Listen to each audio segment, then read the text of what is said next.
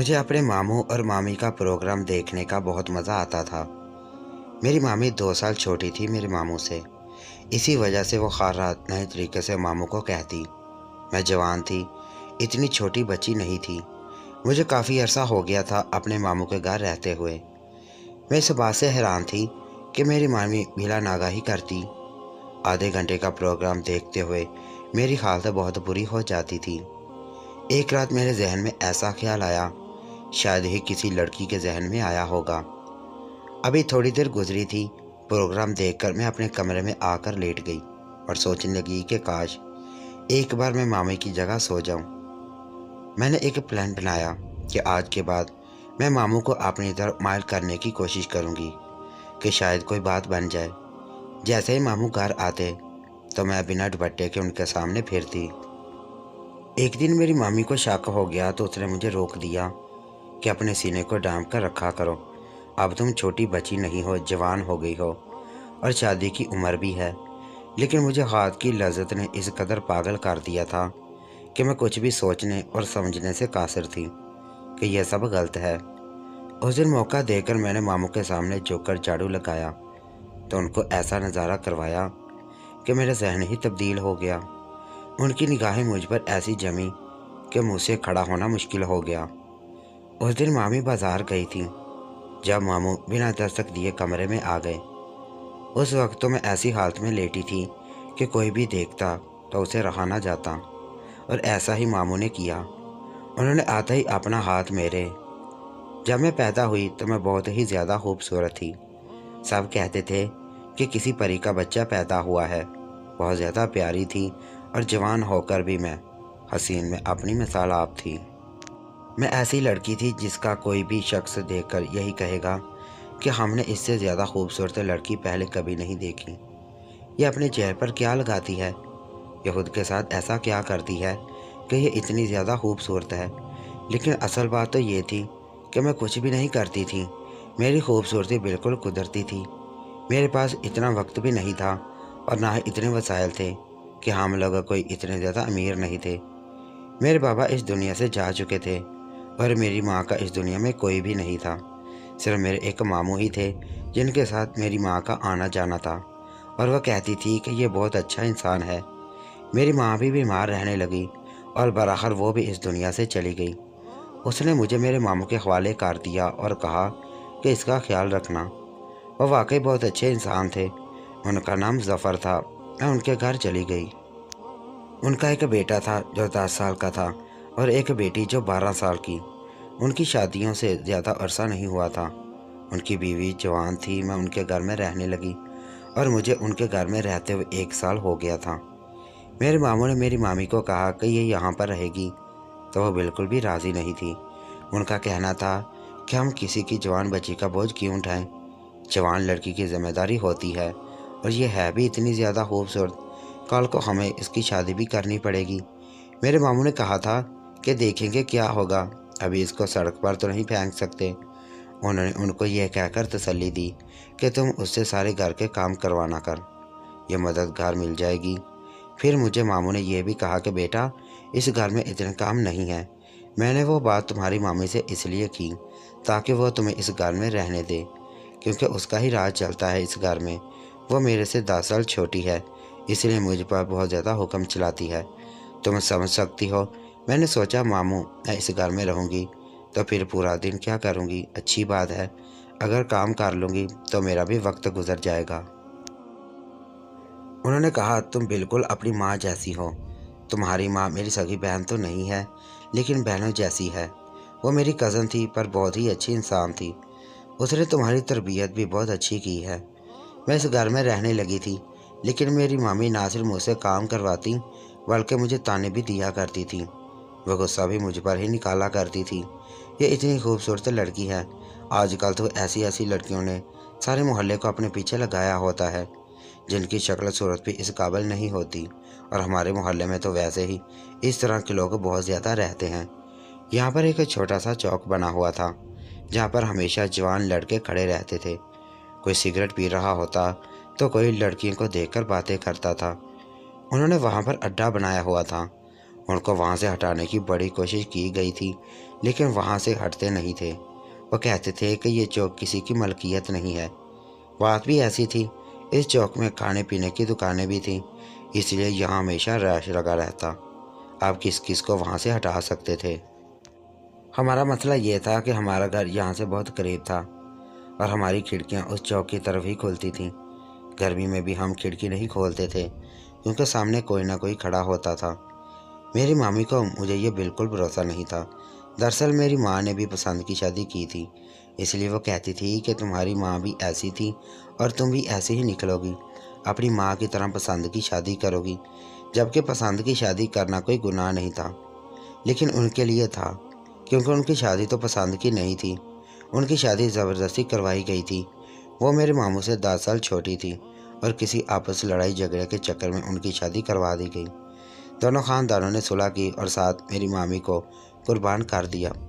وہ میرے ماموں سے بالکل بھی خوش نہیں تھی، اس گھر میں اس لیے رہ رہی تھی کیونکہ یہاں ان کو اچھا کھانا پینا مل رہا تھا، نہیں تو کب کہ یہاں سے چلی جاتی اور کہتی کہ میں تو اپنے بچوں کے سمجھوتا کر کے بیٹھی ہوں۔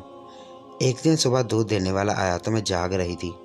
ویسے تو ماموں یہ سب صبح جاگ جایا کرتے تھے، لیکن شاید ان کی طبیعت خراب تھی، وہ دیر تک سو رہے تھے۔ میں پتیلا لے کر باہر چلی گئی اور میں نے جا کر دودھ لے لیا۔ دودھ والے نے مجھے کہا، آپ کون ہیں؟ آپ کو پہلے نہیں دیکھا۔ دودھ والا بھی جوان ہی تھا۔ میں نے کہا، میں بھی اسی گھر میں رہتی ہوں۔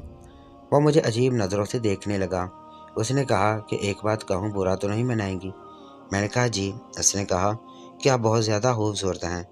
ابھی میں نے اس کا رد عمل نہیں دیا تھا کہ میری مامی وہاں پر آ گئی۔ انہوں نے مجھے دودھ والے کے سامنے ڈانٹنا شروع کر دیا اور کہا کہ اندر چلی جاؤ۔ میں تو اندر چلی گئی۔ تھوڑی دیر کے بعد یہ بات میرے ماموں کو بتا دی گئی، اور وہ بھی ایسے کہ یہ صبح صبح اپنا رنگ روپ دکھانے کے لیے دودھ والے کے ساتھ باتیں کر رہی تھی۔ وہ کھڑا ہو کر اس کی تعریف کر رہا تھا۔ میں نے کہا، ماموں اس نے کوئی بات بولی تھی لیکن میں نے ابھی اسے جواب نہیں دیا تھا۔ مامی نے پہلے ہی مجھے غلط سمجھ لیا۔ میری مامی کا کہنا تھا کہ تم نے کیا جواب دینا تھا؟ اچھا ہوا کہ وہ سب شروع ہونے سے پہلے میں وہاں پر آ گئی۔ میرے ماموں سر پکڑ کر بیٹھ کر، ان کو سمجھ نہیں آتی تھی کہ وہ کیا کریں۔ شاید تھوڑے بہت پریشان نظر آ رہے تھے۔ آج تو انہوں نے مجھے بھی سختی سے کہا کہ آئندہ اس طرح کچھ ہوا تو تمہیں باہر جانے کی ضرورت نہیں ہے، میرا کام ہے، میں سو رہا ہوں، اگر نہیں جاتا تو میں بازار سے دودھ لے آؤں گا، لیکن تم نے نہیں جانا۔ میں نے کہا، میں صرف مدد کرنا چاہ رہی تھی۔ میرے ماموں نے کہا، نہیں چاہیے تمہاری مدد، جس کام سے تمہیں منع کریں وہ کام مت کیا کرو۔ میں پورا دن اسی بارے میں سوچتی رہی کہ کیا میری غلطی تھی، کیا خوبصورت ہونا بھی میری غلطی تھی؟ جب کوئی بدصورت ہوتا ہے تو اسے بھی اس بات کی سزا دی جاتی ہے، جبکہ کسی کو یہ نظر نہیں آتا۔ میری زندگی دن اسی طرح گزر رہے تھے۔ اب تو ماموں بھی مجھے ہر بات پر ڈانٹ دیا کرتے تھے۔ ان کا رویہ اتنا برا تو نہیں ہوتا تھا، لیکن وہ مامی کی کسی بات کو بھی خالی نہیں جانے دیتے تھے، کوئی نہ کوئی رد عمل ضرور دیتے تھے۔ شاید مامی کو خوش کرنے کے لیے ایسا کرتے تھے، کیونکہ وہ ان کی بیوی تھی، انہوں نے اس کے ساتھ ہی رہنا تھا۔ لیکن یہ سب ہونے کے باوجود بھی میری مامی کی نفرت ختم نہیں ہو رہی تھی۔ وہ بار بار یہی کہتی تھی کہ یہ بد کردار ہے، اس کو گھر سے نکال دو، یہ بڑی چلاک ہے، اس نے لوگوں کے ساتھ رابطے رکھے ہوئے ہیں، ہمیں کیا پتہ یہ کیا کرتی رہتی ہے، کل کو اچانک سے ہی کوئی بات سامنے آ جائے گی، اس کو گھر سے نکال دو۔ میری مامی تو میری دشمن ہو گئی تھی، لیکن میرے ماموں نے مجھے گھر سے نکال کر باہر نہیں دیا۔ سمجھ نہیں آ رہا تھا کہ کیا کریں۔ آج کل ہمارے محلے میں ایک بات پھیلی ہوئی تھی، اس محلے کی کسی لڑکی کے ساتھ کسی نے بہت برا کیا تھا، لیکن وہ لڑکی کوئی عام لڑکی نہیں تھی، بلکہ بہت بڑے خاندان کی بیٹی تھی، اس لیے کیس پولیس میں چلا گیا تھا، اور اب سارے محلے کے DNA ٹیسٹ ہو رہے تھے تاکہ اس لڑکی کے ساتھ کس نے برا کیا ہے، اور مجھے یہ بات بھی میری مامی نے کی زبان سے پتہ چلی۔ ویسے مجھے اس لڑکی کے لیے بہت افسوس تھا، لیکن پولیس والوں کا یہ طریقہ بہت اچھا تھا، اس طرح ملزم کو پکڑا جا سکتا تھا، نہیں تو وہ کبھی بھی پکڑا نہ جاتا، اور وہ لوگ ویسے ہی بہت زیادہ امیر تھے۔ ان کا کہنا تھا کہ اس محلے کی ساری لڑکیاں ہی ہماری بیٹیوں کی طرح ہیں، اور اگر ہماری بیٹی کے ساتھ ایسا ہوا ہے تو کل کو کسی اور کی بیٹی کے ساتھ بھی ہو سکتا ہے، اس لیے اس مجرم کو پکڑنا بہت ضروری ہے۔ اور پھر ایک ہفتے کے اندر ہی مجرم پکڑا بھی گیا تھا، ان کا ہی کوئی رشتہ دار تھا، जो साथ वाले घर में रहता था, और उसने सोचा था कि इस पर शक नहीं आएगा, इसलिए उसने ये सब किया था और इसलिए वो इतने आराम से फिर रहा था। लेकिन वो कहते हैं कि जिस पर सबसे ज़्यादा कम शक होता है उसी पर सबसे ज़्यादा शक करना चाहिए, क्योंकि वो अपने आप को महफूज समझता है और ये सोचता है कि अगर मैंने गुनाह किया तो मुझ पर शक नहीं करेंगे। एक दिन मेरी मामी ने मुझे उल्टी सीधी बातें बताना शुरू कर दी, क्योंकि आज मेरे हाथ से एक गिलास टूट गया था। उन्होंने कहा, तो अपने आप को बड़ा नाज समझती है ना, अपनी माँ की तरह समझती है, उसको बड़ा गुरूर है तुझे अपनी शक्ल पर। मैं तुझे इस घर से निकलवा कर ही रहूँगी। वो मुझे मुसलसल डांट रही थी, इस वजह से मुझे जलील कर रही थी। मैंने उनको कह दिया, अगर आप मुझे यहाँ से निकालना चाहती हैं तो फिर निकलवा दें, अपने शौहर के आगे तो आपकी चलती नहीं, मुझे भी बातें सुनाती रहती हैं, लेकिन वो भी आपकी कोई बात नहीं मानता। आपको क्या लगता है कि मुझे यहाँ रहकर बहुत खुशी मिलती है? मैं इधर बहुत सुकून में हूँ। अगर मुझे यहाँ से निकाल देंगी तो मेरा कहीं ना कहीं और इंतज़ाम हो जाएगा। अल्लाह की दुनिया बहुत बड़ी है, जो मेरे हक़ में बेहतर होगा वही मिलेगा, लेकिन आपकी बिला वजह की नफ़रत से तो मेरी जान छूट जाएगी। आखिर मैंने आपका बिगाड़ा ही क्या है? पूरा दिन गधों की तरह आपके घर के काम करती हूँ, खाना पकाती हूँ, आपकी सारी बातें सुनती रहती हूँ। मामी, इतनी नफ़रत किसी से नहीं करनी चाहिए, नफ़रत की भी कोई ना कोई हद होती है। मैं तो आज इस तरह बोल रही थी जैसे मेरे अंदर से सब्र ख़त्म हो गया था। मैं अपनी मामी को शर्मिंदा नहीं करना चाहती थी, मैं उनके साथ झगड़ा नहीं कर रही थी, लेकिन उन्होंने इस बात को भी मेरी ज़ुबान दराज़ी समझा और उसके बाद मुझे मज़ीद बातें सुनाई। लेकिन अजीब बात ये थी कि आज रात को अपने मामू से शिकायत नहीं की, जबकि मुझे लग रहा था कि आज रात को तो मेरी बहुत बड़ी क्लास लगेगी और शायद मेरे मामू गुस्से में आकर मुझे घर से निकाल दें। लेकिन ऐसी कोई बात नहीं हुई थी। मुझे लगा शायद मामी के दिल में मेरे लिए जगह बन गई है। वो ये सोचने लगी कि वो मुझे बिला वजह नफ़रत करके मेरे साथ जुल्म कर रही है। मैं तो यही चाहती थी कि वो बेशक मुझे अच्छा ना समझे, लेकिन कम से कम मुझे बातें तो ना सुनाया करें। मैं सारी ज़िंदगी उनके घर में पड़ी रहती, उनके घर के काम करने को तैयार थी, लेकिन बदले में मुझे थोड़ी ही इज़्ज़त चाहिए थी। मेरे नसीब में मोहब्बत नहीं थी, ये तो मुझे हाथ पर इज़्ज़त तो दी जा सकती थी, लेकिन एक दिन मेरी तबीयत बहुत ज़्यादा ख़राब थी। पता नहीं मुझे क्या हो रहा था, मुझे बहुत ज़्यादा नींद आ रही थी, मुझसे खड़ा नहीं हुआ जा रहा था और घर के बहुत सारे काम पड़े थे। आज मामू ने भी घर पर नहीं आना था। मैंने अपनी मामी को मजबूरी में आके बताया कि मुझसे तो बिल्कुल खड़ा नहीं हुआ जा रहा, अभी रात का खाना बनाना है। मुझे पता था कि वह कोई ना कोई बात करेंगी, लेकिन दिल में थोड़ी सी उम्मीद थी, शायद कह दें कि ठीक है मैं देख लूँगी। जब से हमारी एक दूसरे के साथ आड़ी बहस हुई थी, उन्होंने तो मुझसे कोई बात नहीं की थी, ना ही मुझे कोई बात सुनाई थी। इसलिए मैंने उनको कह दिया मेरी तबीयत बड़ी ख़राब है। मैंने सोचा शायद उनके दिल में रहम जाग गया है। उन्होंने कहा, ठीक है रात का खाना मैं बना लूँगी, वैसे भी तुम्हारे मामू ने तो घर आना नहीं है, इतना काम नहीं है, तुम जाकर आराम करो, लेकिन सुबह जल्दी उठ जाना। मैंने कहा ठीक है मैं ऐसा ही करूँगी। मैं बहुत खुश भी हुई और आंखों में खुशी के आंसू भी आने लगे।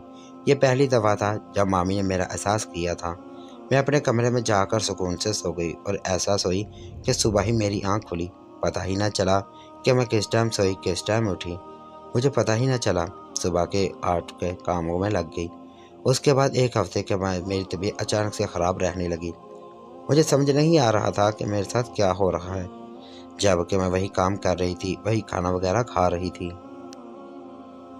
पर मेरी तबीयत बिगड़ रही थी। मुझे बहुत ज़्यादा उल्टी आ रही थी, चक्कर भी आ रहे थे और कमज़ोरी भी हो रही थी। एक दफ़ा मामू के सामने चकरा कर गिर गई। मामू भी मुझे हैरान होकर देख रहे थे कि मुझे क्या हो गया है जो मेरी तबीयत इतनी ज़्यादा ख़राब है। उन्होंने अपनी बीवी से कहा कि इसको डॉक्टर के पास ले जाना है, तो इसका हक बनता है। उन्होंने कहा कि ले जाऊंगी। वो मुझे एक लेडी डॉक्टर के पास ले गई और वहाँ जब डॉक्टर ने मुझे चेक किया तो उसके बाद जो हुआ वो मुझे फना कर देने के लिए काफ़ी था। पूरे रास्ते में बेहोश खामोश खड़ी, क्योंकि मेरी मामी और मैं जैसे ही घर आए तो मेरे मामू ने पूछा कि क्या कहा डॉक्टर ने। दवाई वगैरह का कोई पर्चा दिया होगा, मुझे दो मैं जाकर ले आता हूँ। मामी ने कहा इसकी ज़रूरत नहीं है, इसके लिए आते हुए थोड़ा सा जहर ले आओ, और अगर वो जहर इसको नहीं देना तो फिर खुद खा लो, क्योंकि तुम्हारी ये लाडली माँ बनने वाली है। मुझे तो जब से डॉक्टर ने ये बात बताई मैं तो तब से हैरान थी, ये कैसे हो सकता था, मेरा तो किसी के साथ कोई ताल्लुक ही नहीं। तमाम वो भी हैरान रह गए। अब मैंने उन लोगों को क्या सफाई दी थी जब डॉक्टर ने कह दिया था कि ये माँ बनने वाली है। मैं तो किसी बुत की तरह खड़ी थी, जिसको पता ही नहीं था कि उसने क्या किया है, और उसको ये भी नहीं पता था कि उसके साथ आगे क्या होने वाला है। मेरे मामू ने मेरी तरफ देखा। उन्होंने कहा कि क्या किया तुमने? मैंने कहा, मैंने कुछ नहीं किया मामू। मेरी अम्मी ने मुझ पर फिर से हाथ उठाया और मामू ने भी उनका साथ दिया। मुझे जहाँ भर के ताने दिए गए, मेरे खून को गंदा कहा गया, न जाने क्या क्या मैं सुनती रही, और ये दिन भी गुजर गया। अगले दिन मेरी मामी ने मेरे मामू से पूछा कि क्या करना है। उन्होंने कहा कि क्या कर सकते हैं, इस लड़की ने तो हमें कहीं का नहीं छोड़ा। मेरी मामी का कहना था कि किसी और का गुनाह अपने घर में नहीं रखूंगी। उसने इसी मोहल्ले में किसी के साथ चक्कर चलाया होगा। उस शख्स को तलाश करो और उसके साथ रवाना कर दो। जिसने भी ये सब किया है तो वो अपनी जिम्मेदारी ले। हम क्यों जिम्मेदारी लें? पहले इसकी जिम्मेदारी ली और फिर उसके गुनाह की जिम्मेदारी लें। और कल को ये बात किसी को पता चल गई तो क्या हुआ?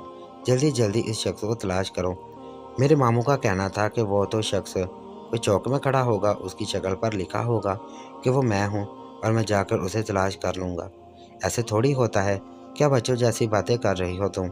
मेरी मामी ने कहा कि मुझे पता है कि क्या कैसे हो सकता है, ये सब कुछ मालूम है मुझे, बस तुम इस मामले में ना बोलना। मेरे मामू ने अपना सर पकड़ा हुआ था। कहने लगे कि मैं बोलने के काबिल ही कहाँ रहा हूँ। इस लड़की ने तो मुझे बदनाम ही कर दिया। मेरी मामी मलकों के घर चली गई, जिनकी बेटी के साथ किसी ने बुरा किया था। उन्होंने मुझे उनको पकड़ लिया था। मेरी मामी ने उनके आगे ये सारा मसला बयान किया। परेशानियों जैसे आप लोगों के लिए सारे मोहल्ले का टेस्ट करवाया था। आप दोबारा करवा सकते हैं ताकि पता चले कि मामला क्या है, कि इस लड़की ने किसके साथ मुंह काला किया है, ताकि मैं उसको इसके साथ ही रुखसत कर दूं। वो लोग भी ऐसे मामला को समझते थे, क्योंकि उनके साथ भी यही सब कुछ हुआ था। उन्होंने कहा कि जैसे हमने पहले किया था इसी तरह इंतज़ाम करवा देंगे, आप फिक्र ना करें, और आपकी मजबूरी हमारी मजबूरी है, हम समझ सकते हैं, क्योंकि अभी हमारे साथ ये सब कुछ हुआ है। मेरे मामू ने कहा कि इस तरह तो ये बात गले को फिर जाएगी। ये तुमने क्या किया? मैंने कहा, तो पता चल जाए, बेशक पता चले। वैसे भी पूरे मोहल्ले को ये भी पता है कि ये हमारी बेटी नहीं है। हमारी इज़्ज़त की पगड़ी उसके सर पर नहीं है। उसने अपने मरे हुए माँ बाप की इज़्ज़त ख़राब की है।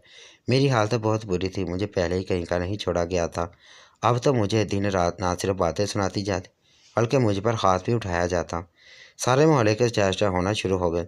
मेरा तमाशा पूरे मोहल्ले में बन रहा था। लोगों को मेरी कहानियाँ सुनाती जा रही थी।